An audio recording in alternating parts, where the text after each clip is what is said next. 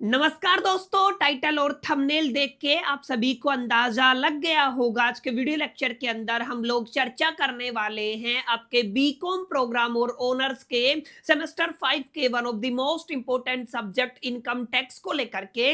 उम्मीद करता हूं आप सभी इत्मीनान से इस वीडियो लेक्चर के दरमियान मेरे साथ आखिरी तक बने रहेंगे। और हाँ, अगर आपको ये वीडियो हेल्पफुल लगता है, कंटेंट यूजफुल लगता है, तो इस वीडियो को लाइक करके अपने तमाम दोस्तों के साथ शेयर जरूर करेंगे। तो विदाउट वेस्टिंग द टाइम चलिए शुरू करते हैं।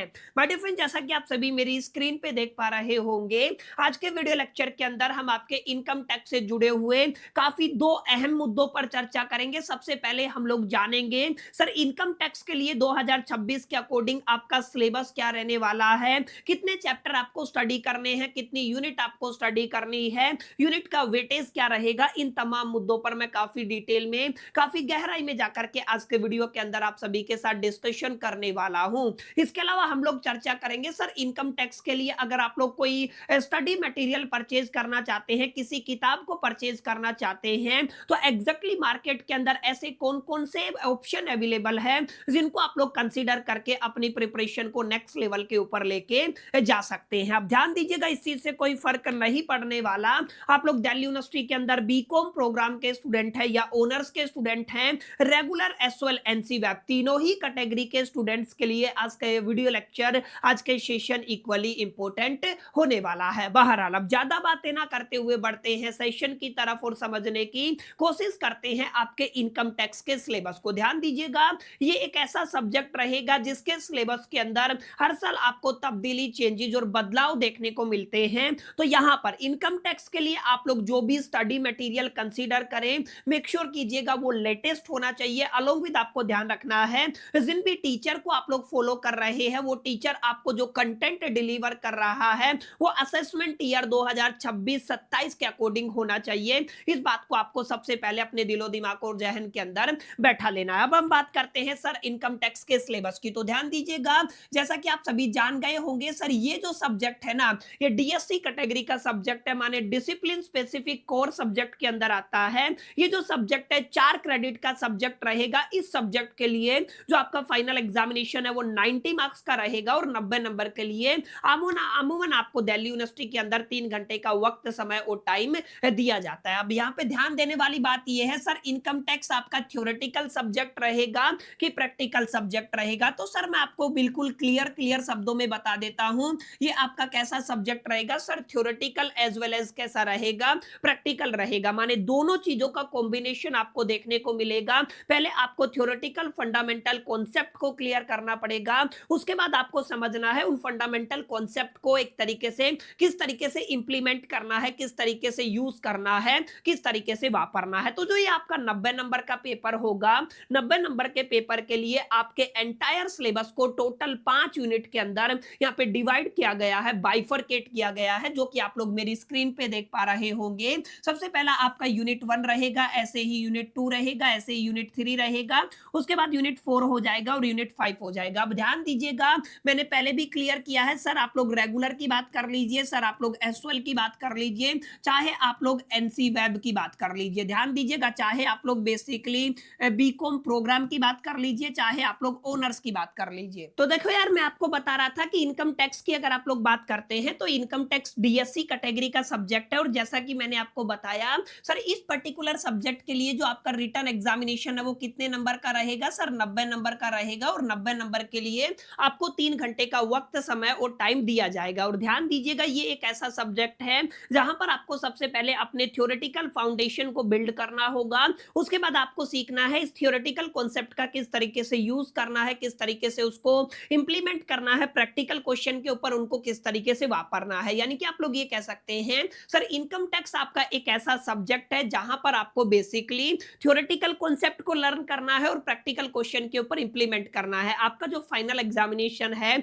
जो 90 नंबर का पेपर पूछा जाएगा, उस 90 नंबर के पेपर के अंदर आपको थ्योरी बेस्ड क्वेश्चन भी देखने को मिलेंगे और प्रैक्टिकल बेस्ड क्वेश्चन भी देखने को मिलेंगे। इस बात को भी आपको थोड़ा सा अपने दिमाग के अंदर बैठा लेना। और जैसा कि मैंने आपको बताया, ये जो 90 नंबर है ना, 90 नंबर के लिए आपका जो एंटायर सिलेबस है, उस एंटायर सिलेबस को टोटल 5 यूनिट्स के अंदर ब्रेक किया गया है। ये बात आपको याद करके चलना है, ठीक है। तो उससे कितना आपके सिलेबस के अंदर कितनी यूनिट रहेंगी सर? टोटल 5 यूनिट रहेंगी। मैं अगेन रिपीट कर देता हूं, प्रोग्राम के स्टूडेंट हो, ओनर्स के स्टूडेंट हो, रेगुलर के स्टूडेंट हो, एनसी वेब के स्टूडेंट हो या सोल के स्टूडेंट हो, आप लोगों का ताल्लुकात किसी भी कैटेगरी से हो, न केवल आपके सब्जेक्ट के अंदर कोई भी चेंजेस आपको देखने को मिलेगा, बल्कि आपका सिलेबस से लेकर के आपका जो पेपर पैटर्न है वो भी 100% सेम रहने वाला है। टोटल जो सिलेबस है उसको टोटल 5 यूनिट के अंदर डिवाइड किया गया है, और 5 यूनिट को अगर आप लोग देखेंगे ना तो एक एक यूनिट के अंदर मल्टीपल चैप्टर्स आपको पढ़ने पड़ेंगे। और अगर आप लोग टोटल वेटेज की बात करते हैं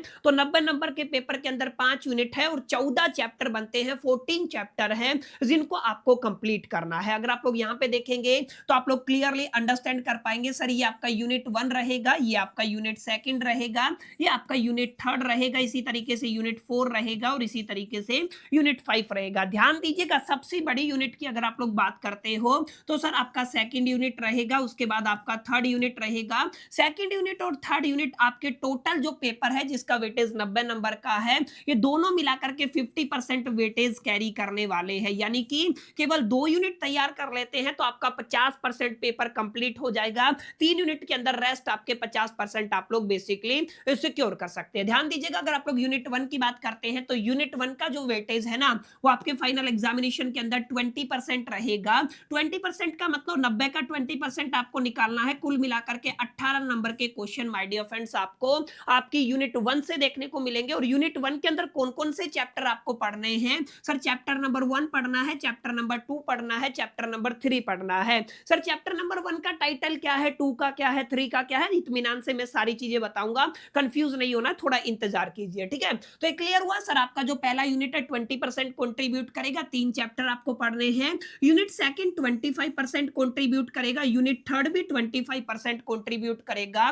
यूनिट 2 के अंदर chapter number 4, chapter number 5, total 2 chapter पढ़ने हैं। यूनिट 3 के अंदर चैप्टर नंबर 6 और चैप्टर नंबर 7, 2 चैप्टर आपको पढ़ने हैं। क्लियर है? यानी कि मोटा मोटा आप लोग कह सकते हो सर केवल इन 4 चैप्टर को भी आप लोग तैयार कर लेंगे ना तो आप लोग 45 मार्क्स सिक्योर कर सकते हैं इजीली आउट ऑफ द 90, यानी कि 90 में से 45 नंबर आप लोग इजीली सिक्योर कर सकते हैं। ऐसे यूनिट 4 की बात करते हैं तो यूनिट 4 भी 15% कंट्रीब्यूट करेगी, यूनिट 5 भी आपका कितना परसेंट कंट्रीब्यूट करेगी? 15% कंट्रीब्यूट करेगी। यूनिट 4 के अंदर चैप्टर नंबर 8, 9 और 10 कुल मिलाकर के 3 चैप्टर रहेंगे, और यूनिट 5 के अंदर चैप्टर नंबर 11, 12, 13 और 14 कुल मिलाकर के 4 चैप्टर आपको देखने को मिलेंगे। क्लियर है? तो आपको लास्ट जो आपकी प्रायोरिटी पे रखना है सर, किस यूनिट को रखना है? यूनिट नंबर 5 को रखना है, क्योंकि नंबर ऑफ चैप्टर्स भी ज्यादा देखने को मिलेंगे और वेटेज भी आपका कितना रहेगा? 15% रहेगा। लेकिन यहाँ पे आप लोग प्रायोरिटी सेट नहीं कर सकते हैं, उसका एक रीजन है सर। रीजन क्या है? क्योंकि ये जो चैप्टर है ना ये इंटरकनेक्टेड है। पहला चैप्टर नहीं किया तो दूसरा बिल्कुल भी समझ में नहीं आएगा, अगर दूसरा नहीं किया तो तीसरा नहीं समझ में आएगा। तो आपको सीक्वेंस को मेंटेन करके चलना पड़ेगा। चैप्टर नंबर 1 से और चैप्टर नंबर 14 की जर्नी को माय डियर फ्रेंड्स आपको तय करना है। तो ये जो आपका इनकम टैक्स है, बेसिकली इनकम टैक्स जो है उसका सिलेबस यहाँ पे रहने वाला है 5 यूनिट के अंदर। चैप्टर्स के नाम मैं आपको समझाऊंगा, उससे पहले एक सबसे बड़ा जो डाउट स्टूडेंट्स के मन में आ रहा है कि सर हमें इनकम टैक्स एक्ट कौन सा फॉलो करना है? सर अब मल्टीपल एक्ट्स हैं क्या? मैं आपको बता देता हूं। सबसे पहला जो एक्ट आया था ना हिंदुस्तान के अंदर, अगर आप लोग बात करते हैं तो हम लोग बेसिकली बात करते हैं, सबसे पहला जो एक्ट था वो है आपका इनकम टैक्स एक्ट 1961। याद रखिएगा, ये आपका 1961 के अंदर इंप्लीमेंट हुआ था। दैट्स व्हाई इसका टाइटल क्या है? Income tax act 1961। और रिसेंटली अभी अभी आप सभी अगर अपडेटेड होंगे तो आप सभी जानते होंगे एक और एक्ट आ गया है जिसको आप लोग कहते हैं इनकम टैक्स एक्ट 2025। क्लियर है? 2025 के अंदर ये बेसिकली इंप्लीमेंट हो गया था। अब आपको ध्यान क्या देना है सर? ध्यान देना है अभी तक क्या चल रहा था सर, हम लोग आपके इनकम टैक्स एक्ट 1961 को फॉलो कर रहे थे।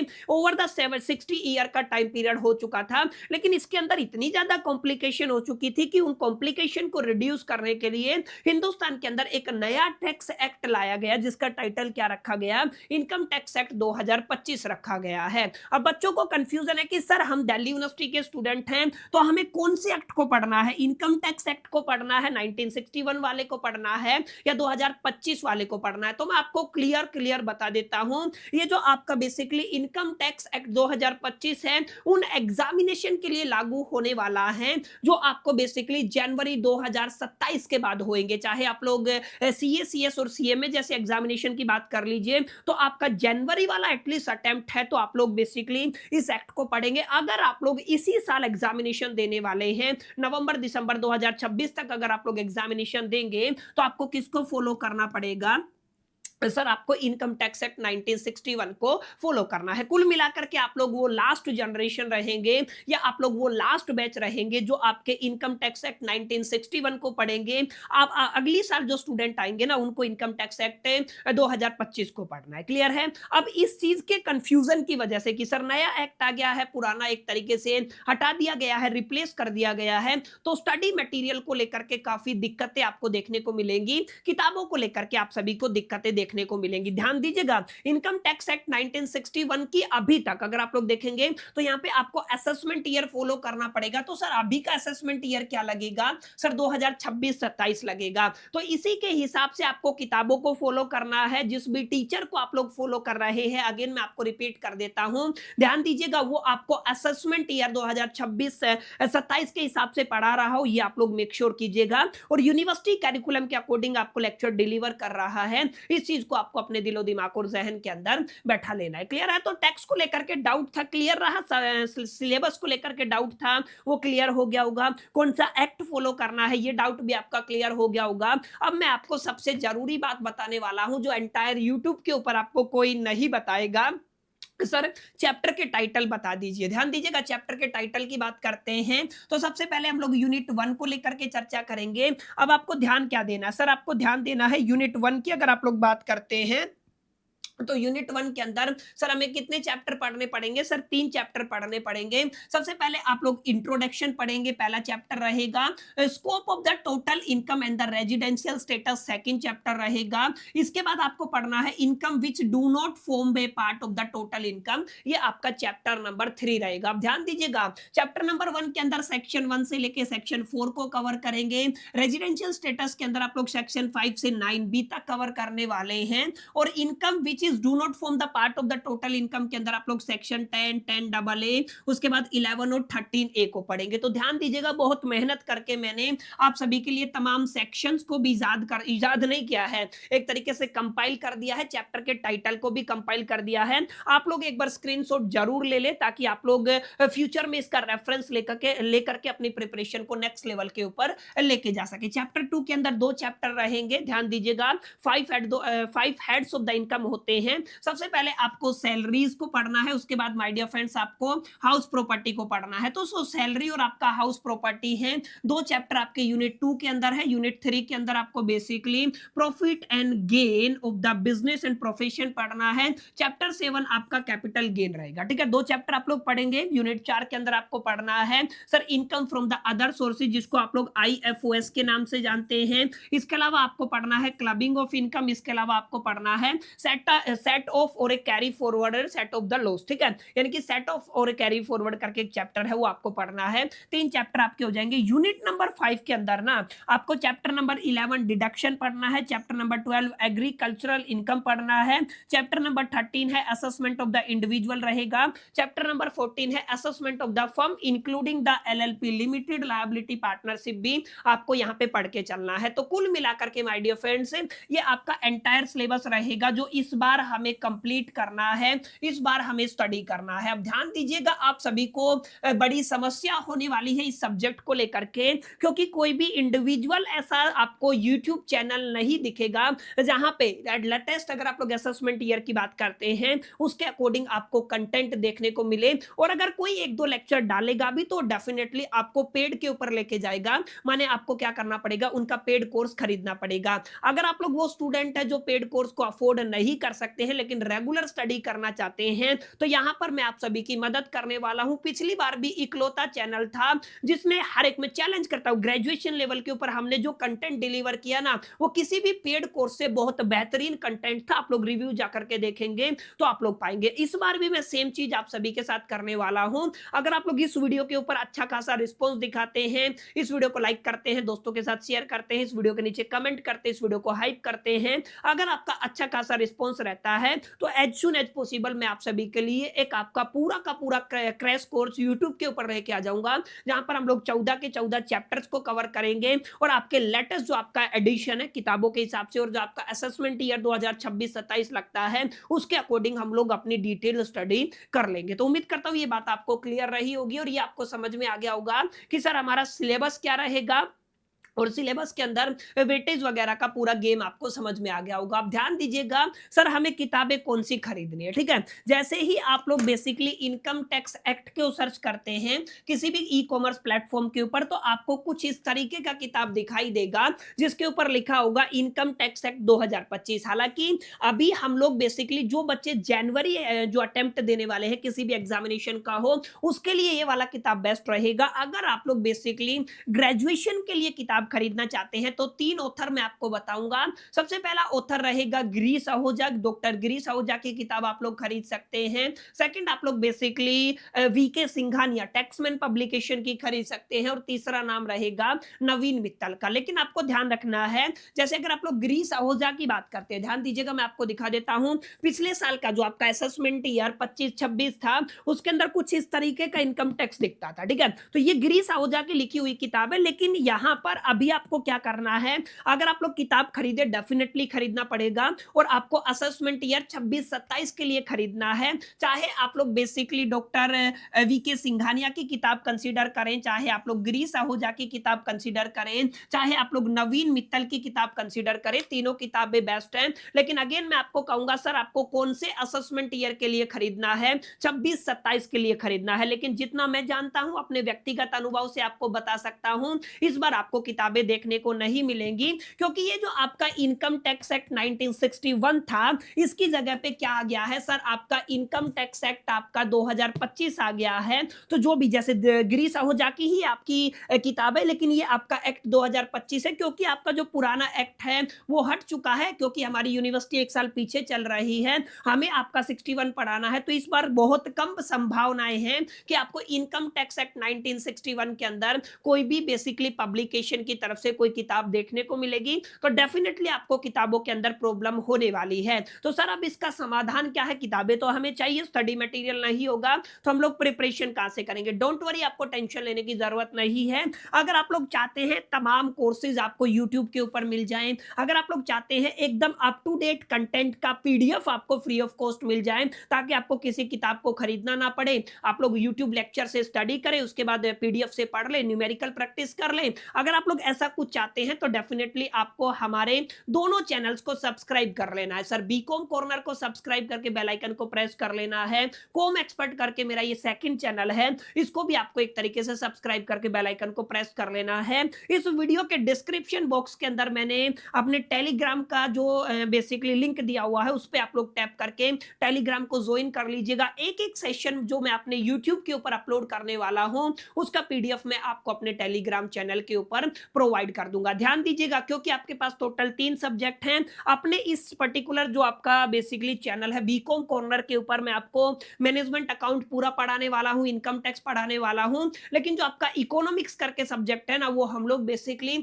बीकॉम कॉर्नर के ऊपर कवर नहीं करेंगे। उसका जो बेसिकली कवरेज है आपको कॉम एक्सपर्ट के ऊपर देखने को मिलेगा। कॉम एक्सपर्ट मेरा बहुत पुराना चैनल है, बहुत ऑथेंटिक चैनल है, लेकिन कुछ बीच में ऐसा कुछ हुआ कि कुछ यूट्यूब की गाइडलाइन की वजह से मेरे को मेरा पूरा का पूरा कंटेंट हटाना पड़ा और कुछ टाइम के लिए मेरे इस चैनल के ऊपर अपलोडिंग एक तरीके से ऑफ हो गया था। लेकिन अब ये ओके हो चुका है, तो हम लोग इस पे भी कंटिन्यू करने वाले हैं। कुछ सब्जेक्ट, एक सब्जेक्ट इसके ऊपर मैं कवर कराऊंगा और 2 सब्जेक्ट आपको बीकॉम कॉर्नर के ऊपर देखने को मिल जाएंगे। स्टडी मटेरियल कैसे एक्सेस करना है ये मैंने आपको बता दिया। क्लासेस कब से रहेंगी, क्या कुछ शेड्यूल रहेगा, कितना टाइम लगेगा, ये सारी बातें मैं आपको बताऊंगा जब हम लोग अपना बेसिकली फ्री बैच लेके आएंगे, फ्री क्लासेस की जब मैं अनाउंसमेंट करूंगा। उसके लिए अगेन आपको इस वीडियो को लाइक, शेयर और कमेंट करना है। उम्मीद करता हूं ये वीडियो आपको पसंद आया होगा, सेशन आपको अच्छा लगा होगा। सेशन पसंद आया तो अगेन इस वीडियो को लाइक जरूर कर दीजिएगा, दोस्तों के साथ शेयर करना मत भूलिएगा। पहली दफे चैनल पे आए हैं तो सब्सक्राइब करके बेल आइकन को जरूर प्रेस कर दीजिएगा। इस वीडियो के अंदर इतना ही, मिलते हैं नेक्स्ट वीडियो के अंदर। जब तक के लिए मैं तो सोल दी बाय, स्टिल कीप लर्निंग।